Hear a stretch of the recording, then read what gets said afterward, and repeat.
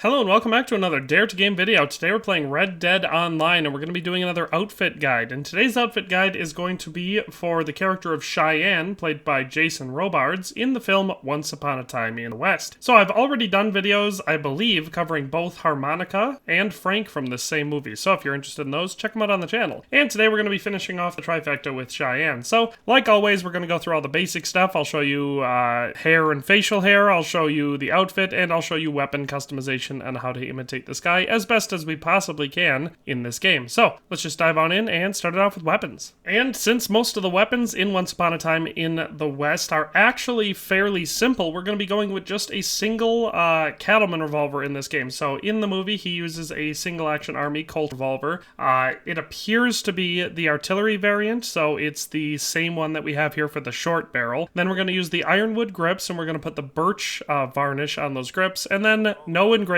no carving, because his is obviously very stock. And then for metals, we're going to closely imitate what he's got, because he has what appears to be a pretty standard blued revolver, with the frame being slightly lighter. So we're going to go with blued steel for the trigger sight, hammer, cylinder, and barrel, and then blackened steel for the frame. So altogether, like I said, a very simple looking revolver, but it actually matches his from the movie rather well. And so that's that as far as guns go. It's not the only gun he ever touches in the film, but it's the only one that appears to be his. So that is our only firearm for Cheyenne. Alright, and here we have our hair and facial hair. So for the hair, we're going to be going with the windswept style, and then we're going to be going with the 14th color variant, this black and gray. It's a little bit more towards gray than his is, but I think it still works rather well, so that's the hair. And then for facial hair, we're going to be going with the woodsman facial hair, and on top of that, we'll be going with the 15th color variant, which is going to kind of match the hair. So we're going to be sort of a graying dark brown / black. So that is pretty dang close to what he looks like. Obviously, in the film, his chin is a little bit thinner, like the hair on his chin is a little bit thinner than this, but we don't really have anything that comes close, and I think this encapsulates the look the best. So that's hair and facial hair for Cheyenne. And that finally brings us to the outfit, and so here we have the outfit, and, you know, I kind of like it. I actually think it comes pretty dang close to looking like the picture that I based this outfit on. It's not 100% perfect, but it's actually closer than we oftentimes get with these outfits. So let's just go through all of the items that make up this outfit. So starting off with the hat, we have the worn flop hat, and we're going to be using the 4th variant of that, this sort of medium brown one. It's not perfect for matching his, but it comes pretty close. His appears to have a slightly darker band going around the base of it, which this one has. It's about the same shape and size. The curvature of it's a little bit different. In the movie, his kind of tilts down in the middle a little bit more and looks a little bit more uniform on the sides, but this one does come pretty dang close. So I think it is the best option as far as a hat for him. If you don't want to use the worn flop hat, or for whatever reason you don't have it or can't get it, then the 7th variant of the military scout hat, which is also dark brown, is another one that comes pretty close to being the right shape and size. So I think the worn flop hat is better, but the military scout hat would also work. So that's the hat for this outfit. For our coat, we're going to be going with the 1st variant of the duster coat.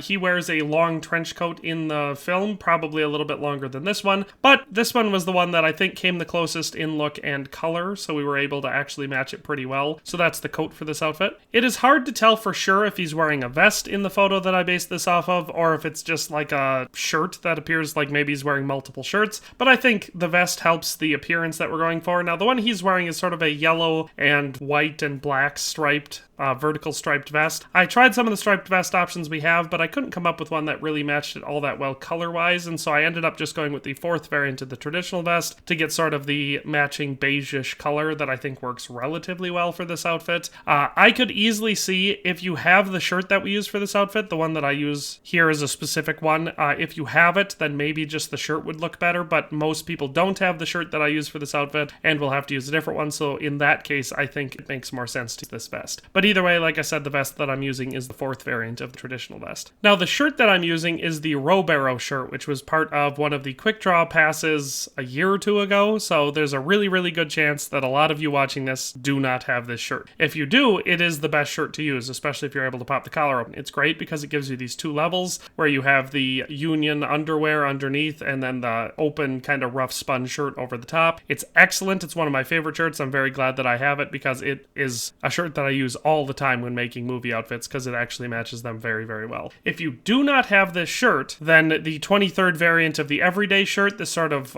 slightly dirtier, worn down white variant of it, is the next best one you can come up with, at least in my opinion.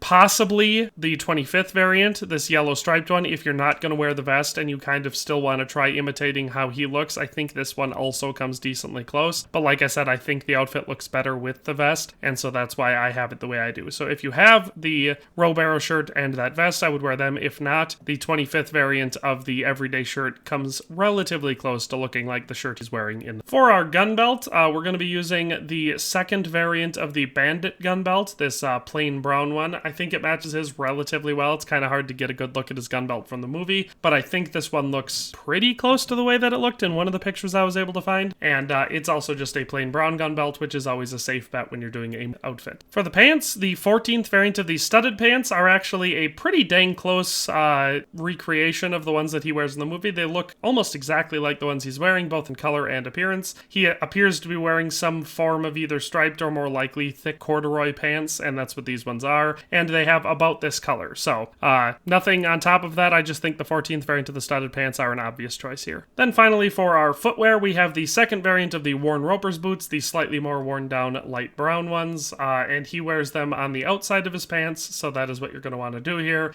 He does not appear to be wearing spurs, and I looked at multiple pictures to try and confirm this, so that's it for footwear. And that is the outfit, and so I think you'll agree, looking side by side, that this one is actually one that comes pretty dang close. It looks an awful lot like the character we're trying to recreate. The hair and facial hair matches relatively well. Like I said, it's not 100% perfect, but it comes pretty close. Everything else matches pretty much spot on. Like I said, the hat isn't perfect, but it's actually much closer than we're usually able to come with hats. And all the rest of it matches pretty dang well. So that is Cheyenne from Once Upon a Time in the West. And so that actually completes my trilogy of outfits from Once Upon a Time in the West. Like I said, I did Harmonica and Frank already, and now we have Cheyenne. So if you're a fan of this classic Western movie, now you'll be able to recreate any of the really, really iconic people from the movie at least. And I hope you enjoyed this video. Hope you found it useful. Like I said, it's not always easy to nail these outfits because Rockstar seems hell-bent on avoiding classic Western outfit tropes. That guy's just bent over with his butt sticking up. It's nice.